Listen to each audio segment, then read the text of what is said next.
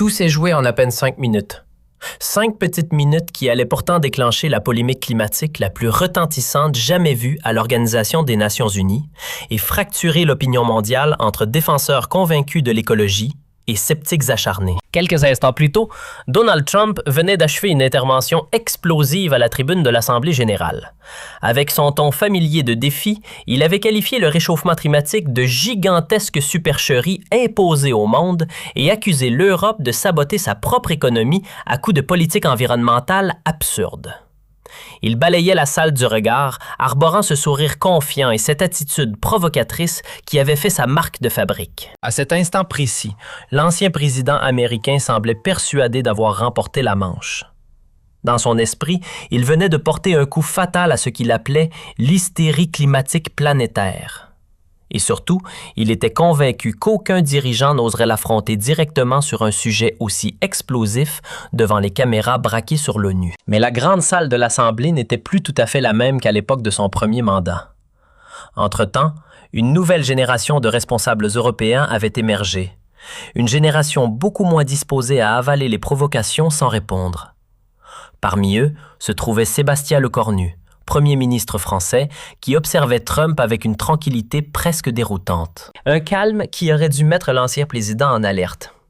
Car ce qui allait suivre dépasserait tout ce que les observateurs imaginaient et allait marquer un moment décisif dans l'histoire du débat climatique mondial. Pour mesurer la puissance du choc qui s'apprêtait à secouer cette assemblée solennelle, il faut remonter quelques heures plus tôt.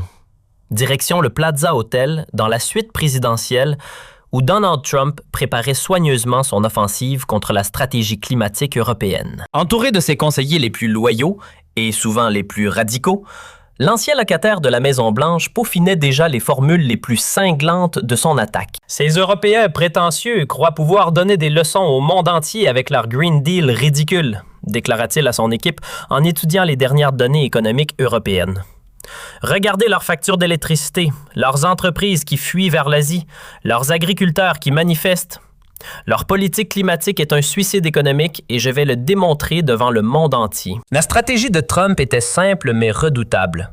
Utiliser la tribune prestigieuse de l'ONU pour déconstruire systématiquement la crédibilité des politiques climatiques européennes, présenter les États-Unis comme le modèle de pragmatisme économique face à l'idéologie verte européenne et isoler diplomatiquement l'Europe sur la question climatique en rassemblant les pays émergents autour d'une approche réaliste du développement. Mais ce que Trump ignorait, c'est qu'à quelques kilomètres de là, dans sa suite du St. Regis Hotel, Sébastien Lecornu préparait lui aussi cette confrontation avec une minutie toute française.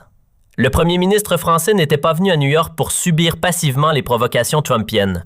Il était venu pour défendre une certaine idée de l'Europe et de la responsabilité climatique mondiale. Contrairement à ses prédécesseurs européens, souvent embarrassés par les attaques trumpiennes et tentés par la diplomatie de l'esquive, Lecornu avait pris une décision politique majeure. Affronter Trump de face sur le terrain scientifique et économique avec des arguments irréfutables et des données que même le plus populiste des politiciens ne pourrait contester. Dans les semaines précédant ce voyage à New York, une cellule de travail ultra spécialisée avait été constituée à Matignon, réunissant les meilleurs experts français en climatologie, économie verte et diplomatie environnementale.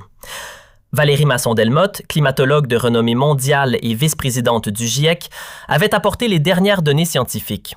François Gémen, spécialiste des migrations climatiques, avait fourni les projections démographiques. Barbara Pompili, ancienne ministre de la Transition écologique, avait compilé les succès concrets de la politique climatique française. Monsieur le Premier ministre, avait expliqué Valérie Masson-Delmotte lors d'une réunion confidentielle à Matignon. Trump fonctionne avec des fake news et des approximations. Mais face à des données scientifiques précises, vérifiables et récentes, sa rhétorique s'effondre. Il suffit d'avoir les bons chiffres au bon moment. L'équipe avait travaillé pendant des semaines à constituer un arsenal de données irréfutables. Évolution des températures mondiales avec une précision de 0,1 degré, coût économique réel des catastrophes climatiques, création d'emplois dans les énergies renouvelables, comparaison internationale des performances énergétiques. Chaque argument de Trump avait été anticipé. Chaque contre-vérité préparée à la riposte. Plus important encore, Lecornu avait fait appel au service de Jean Jouzel, ancien vice-président du GIEC et prix Nobel de la paix, pour valider scientifiquement chacun de ses arguments. Sébastien, vous allez affronter l'un des plus grands démagogues de notre époque, lui avait confié le climatologue. Mais vous avez un avantage, la science est de votre côté, et la science finit toujours par triompher. Le 23 septembre 2025 restera gravé dans l'histoire de la diplomatie climatique internationale. Ce matin-là, l'Assemblée générale des Nations unies s'ouvrait dans une atmosphère particulièrement tendue. L'ordre du jour, officiellement consacré au développement durable et à la lutte contre le changement climatique, était en réalité l'occasion d'une confrontation majeure entre deux visions opposées de l'avenir de la planète. Trump avait demandé à prendre la parole en premier, selon la tradition accordant la priorité aux anciens présidents américains. À 14 heures précises, il monta à la tribune avec cette assurance théâtrale qui le caractérisait, portant son costume bleu marine impeccable et sa cravate rouge. « Mesdames et messieurs les délégués », commença-t-il avec cette voix forte et cette gestuelle amplifiée qu'il maîtrisait parfaitement. « Je suis venu ici aujourd'hui pour dire une vérité que beaucoup refusent d'entendre. Le changement climatique est la plus grande arnaque jamais perpétrée sur le monde. » Un murmure parcourut l'Assemblée. Même habitués aux provocations trumpiennes, les diplomates furent surpris par cette attaque frontale dans l'enceinte sacrée de l'ONU. « Regardez l'Europe », continua Trump, en pointant théâtralement vers la section européenne de l'Assemblée. Ils se détruisent avec leur politique verte délirante. Leurs factures d'électricité ont triplé. Leurs industries ferment. Leurs agriculteurs manifestent dans les rues. Et pendant ce temps, la Chine et l'Inde continuent de polluer massivement. Où est la logique? L'attaque était directe, personnelle et particulièrement blessante pour les Européens présents. Trump continua sur sa lancée. Les énergies renouvelables, une gigantesque escroquerie. Le vent ne souffle pas toujours. Le soleil ne brille pas la nuit. Comment peut-on baser l'économie d'un pays sur des sources d'énergie aussi peu fiables? Puis vint l'attaque personnelle contre la France et le cornu. Et que dire de la France? Ce pays qui se prétend leader mondial de l'écologie, pendant tout s'est joué en à peine 5 minutes. 5 petites minutes qui allaient pourtant déclencher la polémique climatique la plus retentissante jamais vue à l'Organisation des Nations unies et fracturer l'opinion mondiale entre défenseurs. Tout s'est joué en à peine 5 minutes.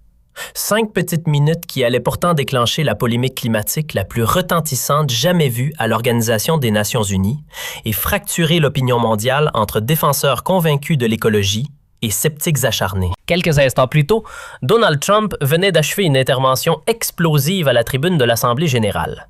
Avec son ton familier de défi, il avait qualifié le réchauffement climatique de gigantesque supercherie imposée au monde et accusé l'Europe de saboter sa propre économie à coups de politique environnementale absurde.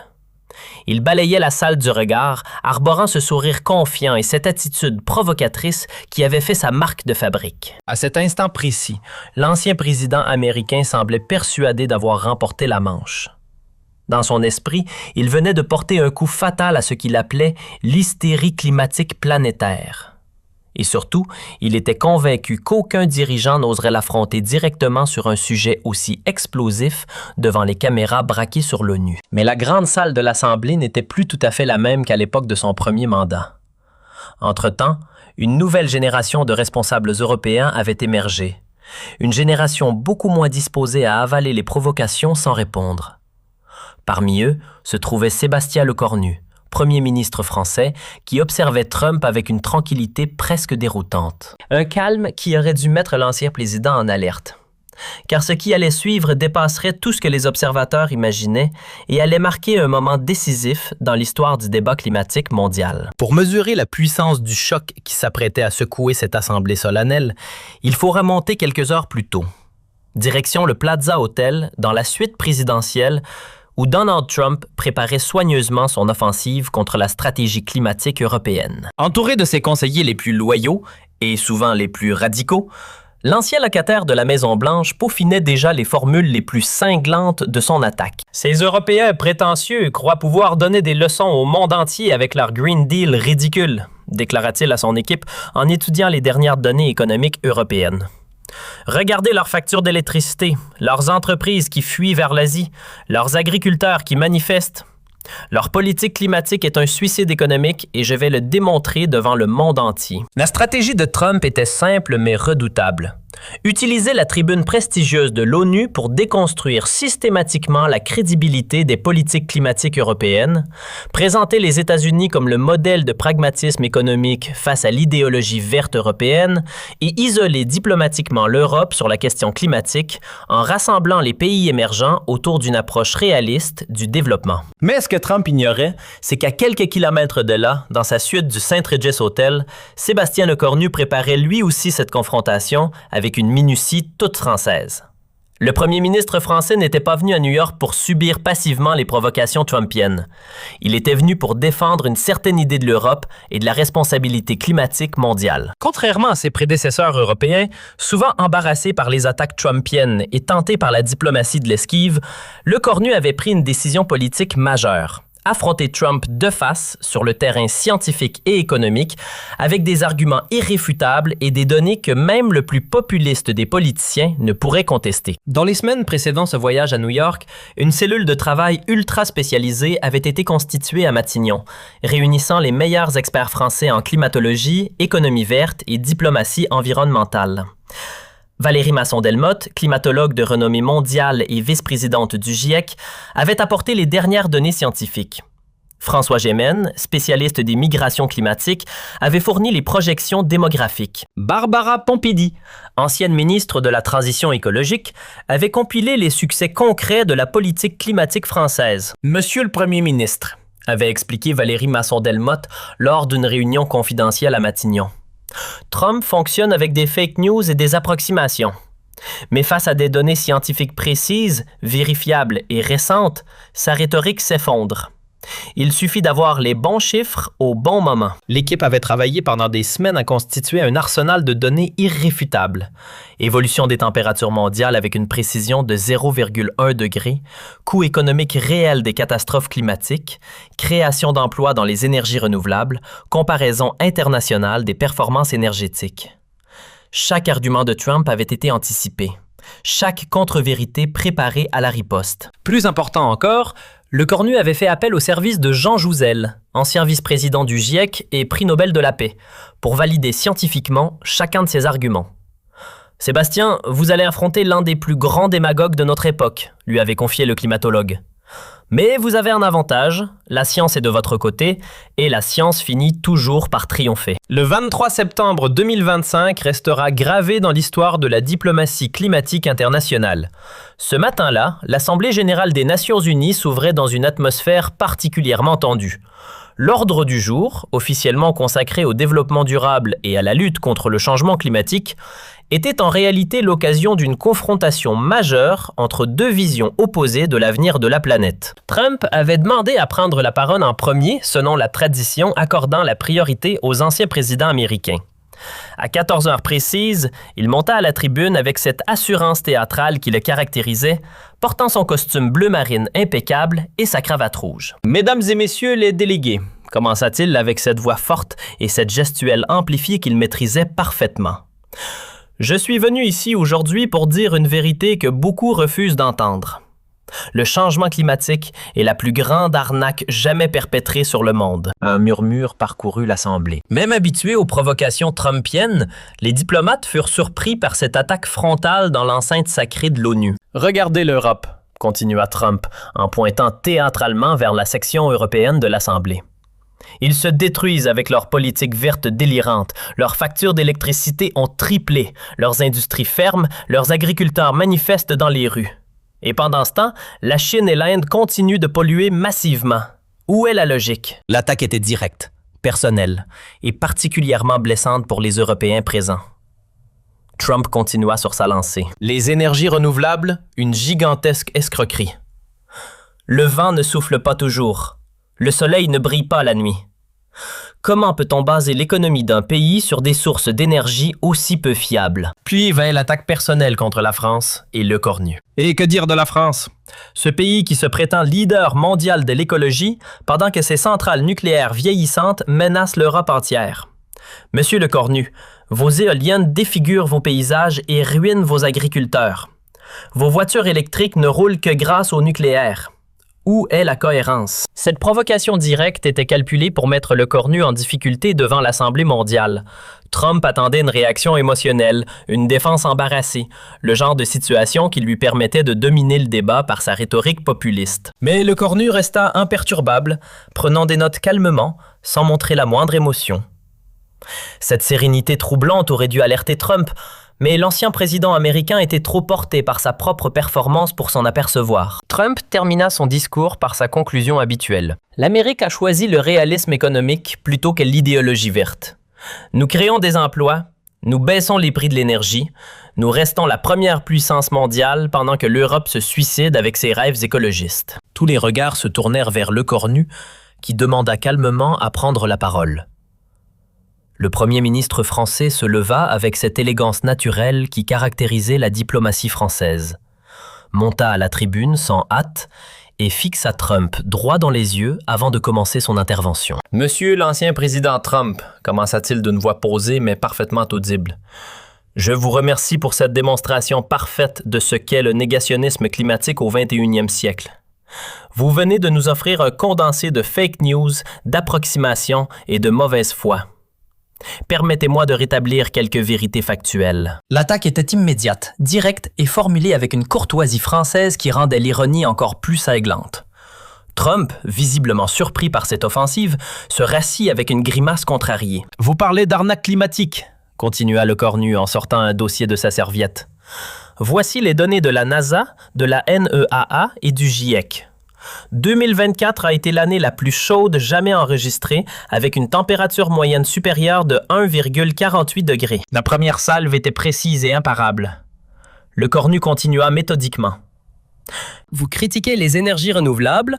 L'Europe produit aujourd'hui 47% de son électricité grâce aux renouvelables. Le coût du solaire a chuté de 71%. Les États-Unis, eux, restent dépendants à 71% des énergies fossiles importées, ce qui est dans l'impasse technologique. Vous accusez l'Europe de se suicider économiquement. L'industrie européenne des clean tech emploie 3,3 millions de personnes et génère 36 milliards d'euros de chiffre d'affaires annuel. Tesla, l'entreprise américaine symbole de la transition énergétique, réalise 45% de ses ventes en Europe. Monsieur Trump, nos politiques vertes délirantes enrichissent vos propres entreprises. L'Assemblée commençait à réagir. Des sourires apparaissaient sur les visages des délégués européens, mais le cornu n'en avait pas terminé. Il sortit un second document. Parlons maintenant des coûts des catastrophes climatiques. En 2024, les États-Unis ont subi 47 milliards de dollars de dégâts climatiques. Ouragan en Floride, incendie en Californie, tornades dans le Midwest. L'Europe, 23 milliards d'euros. Nos investissements dans l'adaptation climatique nous coûtent moins cher que votre inaction ne vous coûte en réparation. Cette démonstration par l'absurde était imparable. Trump commençait à s'agiter sur son siège, visiblement déstabilisé par la précision des attaques françaises. « Vous vous moquez de nos voitures électriques », continua le cornu. « L'Europe produit 2,3 millions de véhicules électriques par an contre 1,8 million aux États-Unis. Notre autonomie d'innovation technologique nous rend moins dépendants du pétrole importé. Pendant que vous subventionnez encore les compagnies pétrolières, nous créons les emplois du futur. » Puis va le coup de grâce.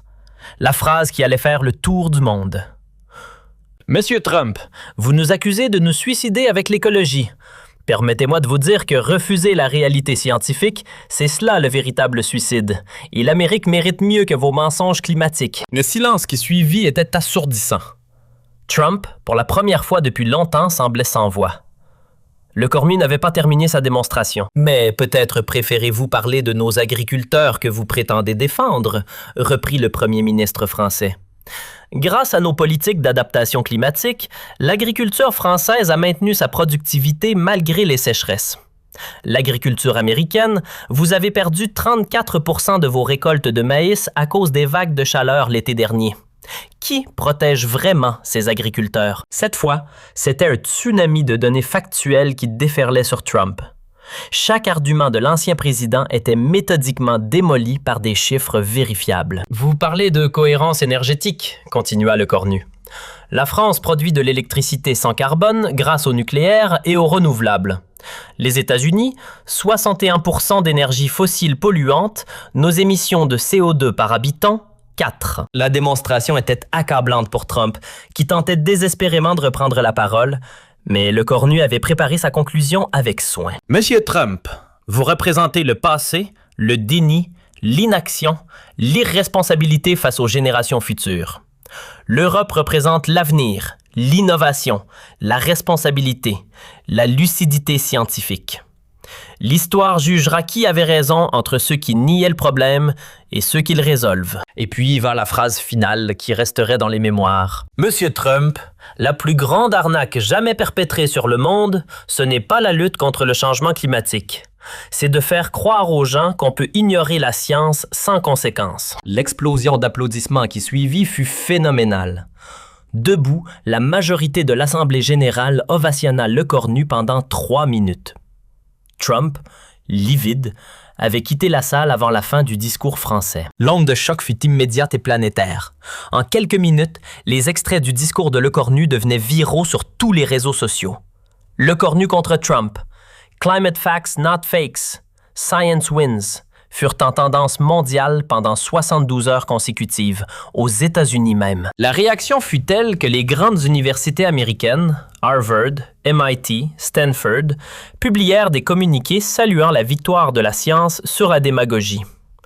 Plus de 2000 scientifiques américains signèrent une pétition soutenant les propos de Lecornu et demandant à Trump de cesser ses mensonges climatiques. En Europe, l'effet fut encore plus spectaculaire.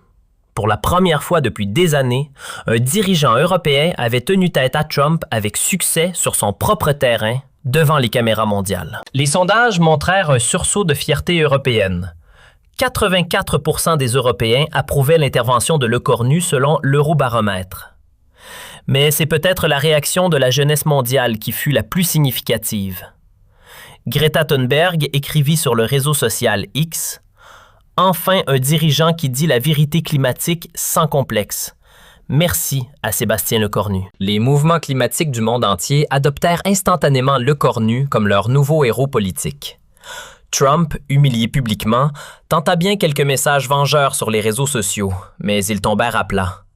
Comment répondre à des données scientifiques vérifiables? Comment contester des chiffres officiels? Sa stratégie habituelle du mensonge et de la provocation venait de se heurter au mur de la réalité factuelle. 6 mois après cette confrontation historique, les conséquences étaient durables. Lecornu était devenu une figure internationale de la lutte climatique, invité dans toutes les grandes universités mondiales, consulté par tous les leaders européens. Trump, lui, avait perdu de sa crédibilité même auprès de ses soutiens traditionnels. Beaucoup d'Américains avaient découvert, grâce à Lecornu, à quel point leurs dirigeants les avaient trompés sur la réalité climatique. L'histoire retiendra que ces 5 minutes à l'ONU marquèrent un tournant, le moment où l'Europe cessa d'avoir peur des provocations américaines et osa défendre ses convictions avec courage. Lecornu avait prouvé qu'on pouvait battre le populisme avec la vérité scientifique, pourvu qu'on ait le courage de la dire clairement, comme l'écrivit le New York Times. En 5 minutes, un premier ministre français a fait plus pour la cause climatique que 10 ans de négociations diplomatiques. Il a rappelé au monde qu'entre les mensonges et la science, le choix devrait être évident. Cette leçon résonne encore aujourd'hui. Face aux démagogues qui nient la réalité, la meilleure arme reste la vérité courageusement énoncée et solidement documentée. Mais derrière cette confrontation spectaculaire se cachait une préparation de plusieurs mois que très peu de personnes connaissaient vraiment. L'histoire secrète de cette réponse historique avait commencé 4 mois plus tôt dans les bureaux feutrés de l'Élysée lors d'une réunion de crise consacrée à la stratégie climatique française face au retour annoncé de Trump sur la scène internationale. Emmanuel Macron avait convoqué ses plus proches conseillers dans le salon Napoléon de l'Élysée par une froide soirée. Et l'objet de la réunion était clair. Comment répondre efficacement aux attaques climatiques trumpiennes qui recommençaient à empoisonner le débat international? Trump va revenir en force sur la scène internationale, avait déclaré le président français. Ces mensonges climatiques trouvent un écho croissant, y compris en Europe. Nous devons être prêts à lui répondre avec une précision chirurgicale. Autour de la table se trouvaient les plus grands experts français en climatologie et en communication politique. Valérie Masson-Delmotte, climatologue de renommée mondiale et coprésidente du groupe de travail 1 du GIEC. François Gémen, spécialiste des migrations climatiques et professeur à Sciences Po.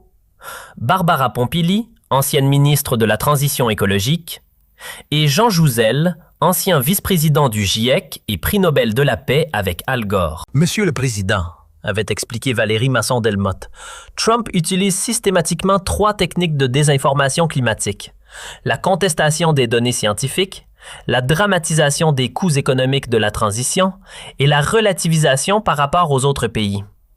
Nous devons préparer une réponse factuelle imparable sur chacun de ces points. Jean Jouzel l'avait complété. Le problème avec Trump, c'est qu'il mélange habilement quelques données réelles avec beaucoup de fake news. Il faut le piéger sur ses propres contradictions avec des chiffres qu'il ne pourra pas contester parce qu'ils viennent de sources américaines qu'il ne peut pas décrédibiliser. Cette stratégie de jujitsu climatique, retourner la force de l'adversaire contre lui-même, allait devenir la marque de fabrique de la riposte française. Pendant des semaines, l'équipe constituée par Emmanuel Macron et dirigée par Sébastien Lecornu allait compiler un arsenal de données irréfutables, toutes issues de sources américaines officielles. NASA, NOAA, Département de l'énergie, Agence de protection de l'environnement. François Gémen avait apporté une dimension stratégique cruciale. Il ne suffit pas d'avoir raison scientifiquement. Il faut aussi gagner la bataille de l'opinion publique. Trump excelle dans la simplification populiste. Nous devons être tout aussi clairs, mais avec la vérité. Cette exigence de pédagogie scientifique accessible avait guidé toute la préparation de l'offensive de Lecornu. Mais ce qui rendait cette préparation unique, c'était l'ambition affichée par le premier ministre. Ne pas seulement répondre à Trump, mais l'écraser intellectuellement devant l'opinion mondiale. « Je ne veux pas d'une réponse diplomatique polie », avait-il déclaré à ses conseillers. « Je veux une démonstration si implacable que plus aucun climato-sceptique n'osera répéter ses mensonges après. » Cette détermination avait conduit à un travail de bénédictin. Chaque affirmation habituelle de Trump avait été passée au crible, vérifiée, documentée, réfutée avec une précision scientifique absolue. L'équipe avait même fait appel à des experts en psychologie cognitive pour comprendre comment présenter les données de façon à maximiser leur impact sur l'opinion publique. Sander van der Linden, directeur du Cambridge Social Decision Making Lab et spécialiste de la désinformation climatique, avait été consulté en secret. « Monsieur le Premier ministre, avait-il expliqué via visioconférence sécurisée, Trump utilise ce que nous appelons des zombie arguments, des affirmations fausses mais accrocheuses qui reviennent sans cesse malgré leur réfutation répétée. La seule façon de les tuer définitivement, c'est une réfutation si spectaculaire qu'elle marque les esprits pour toujours. » Cette analyse avait inspiré la stratégie finale de Lecornu. Ne pas seulement corriger les erreurs de Trump, mais les pulvériser avec une telle force que personne ne puisse plus jamais les reprendre sérieusement. L'objectif était de créer ce que les psychologues appellent un « moment d'évidence », un instant où la vérité devient si évidente qu'elle s'impose définitivement dans l'opinion publique. Pour tester cette stratégie, Lecornu avait organisé des simulations intensives à Matignon. Ses conseillers jouaient alternativement Trump et différents types d'audiences.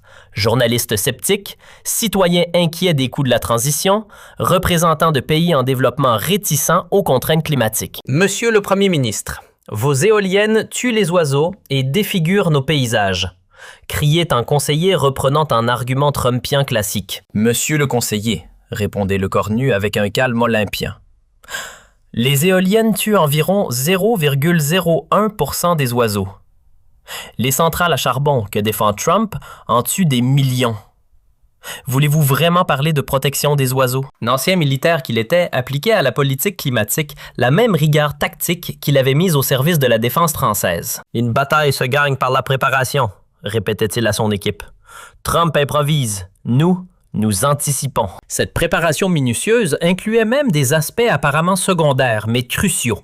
La tenue vestimentaire, costume bleu marine sobre pour contraster avec l'exubérance trumpienne, la gestuelle, geste mesuré et précis pour incarner la rigueur scientifique, l'intonation, voix posée mais ferme pour marquer la différence avec les éclats trumpiens. Un coach en communication internationale, ancien conseiller de plusieurs prix Nobel, avait même travaillé avec Lecornu sur ce qu'il appelait l'autorité scientifique incarnée. « Monsieur le Premier ministre, face aux caméras du monde entier, vous ne représentez pas seulement la France, vous incarnez la communauté scientifique internationale face à l'obscurantisme. Chaque mot, chaque geste doit refléter cette responsabilité historique. 3 semaines avant le départ pour New York, l'équipe de Lecornu avait reçu une information capitale. Les services de renseignement français avaient intercepté les grandes lignes du discours que préparait Trump pour l'ONU. Il va attaquer frontalement l'Europe, critiquer nos factures d'électricité, se moquer de nos voitures électriques et vous défier personnellement sur le nucléaire français, avait rapporté le directeur de la DGSE lors d'une réunion ultra confidentielle. Cette information permit à Lecornu d'affiner ses contre-arguments avec une précision chirurgicale. Chaque attaque prévisible de Trump avait désormais sa riposte calibrée. Chaque provocation, sa réponse factuelle. « Il va nous servir ses mensonges habituels sur un plateau d'argent », avait souri Lecornu. « Nous n'aurons qu'à les découper un par un devant le monde entier. » Le voyage vers New York s'était déroulé dans une atmosphère de concentration à bord de l'Airbus A330 présidentiel. Lecornu avait passé les 8 heures de vol à réviser ses fiches, mémoriser ses chiffres clés, répéter ses formules les plus percutantes. Son équipe l'entourait comme des préparateurs physiques avant un combat de boxe, apportant les derniers ajustements, les ultimes précisions. « Rappelez-vous, » lui avait dit Valérie Masson-Delmotte pendant le vol, « vous portez la voix de 97% des scientifiques mondiaux qui s'accordent sur la réalité du changement climatique anthropique. Trump ne représente que 3% des climatologues marginaux et des lobbies pétroliers. Le rapport de force intellectuelle vous est largement favorable. » Jean Jouzel avait ajouté « Sébastien, ce que vous allez faire à New York dépassera le simple débat politique. Vous allez donner une leçon de science à la tribune la plus prestigieuse du monde. C'est un honneur et une responsabilité immense. » Ces encouragements avaient renforcé la détermination de Lecornu à être à la hauteur de l'enjeu historique. À New York, l'atmosphère était survoltée bien avant le début de la session de l'ONU. Dans les couloirs du Plaza Hotel où séjournait Trump, les journalistes américains bruissaient de rumeurs sur un discours climatique majeur de l'ancien président. Au Saint-Régis, quartier général de la délégation française, Lecornu peaufinait ses derniers arguments avec ses conseillers scientifiques. La veille du discours, Lecornu avait reçu un appel surprise de Greta Thunberg depuis Stockholm. « Monsieur le Premier ministre, je sais que demain vous allez porter la voix de notre génération face aux mensonges climatiques. Toute la jeunesse mondiale compte sur vous. » Cette responsabilité générationnelle avait profondément marqué Lecornu, ajoutant une dimension émotionnelle à sa motivation scientifique et politique. Le matin du 23 septembre, à 6h30, Lecornu s'était levé pour une dernière révision de ses notes dans sa suite avec vue sur Central Park. « Aujourd'hui, je ne représente pas seulement la France », avait-il confié à ses plus proches collaborateurs. « Je porte la responsabilité de dire la vérité climatique face aux mensonges organisés. L'histoire nous jugera sur ce moment. » Arrivé aux Nations Unies, Lecornu avait immédiatement senti l'effervescence exceptionnelle. Plus de 200 journalistes étaient accrédités pour couvrir cette session. Un record pour un débat sur le climat. Les délégations africaines et insulaires, premières victimes du changement climatique, suivaient les événements avec une attention particulière. Enfin, quelqu'un va peut-être dire la vérité à Trump, confiait l'ambassadeur des Maldives. Dans la salle historique de l'Assemblée générale, l'atmosphère était comparable à celle d'un grand procès. Chacun savait qu'il allait assister à un affrontement majeur entre deux conceptions du monde, le déni climatique trumpien et la science climatique européenne. Les caméras de CNN, BBC, France 24 et Al Jazeera étaient braquées sur les deux protagonistes. Quand Trump avait pris la parole, Lecornu avait écouté avec l'attention d'un scientifique étudiant un spécimen de désinformation. Chaque approximation, chaque mensonge, chaque manipulation était mentalement cataloguée et préparée à la riposte. « Il énumère ces fake news comme prévu », pensait le premier ministre français. « Je vais les pulvériser une par une. » Et effectivement, quand Trump avait terminé son réquisitoire anticlimatique, il avait inconsciemment tendu toutes les perches que l'équipe française avait anticipées. Ses attaques contre l'Europe, ses moqueries sur les énergies renouvelables, ses provocations sur le nucléaire français, tout était prévisible et préparé.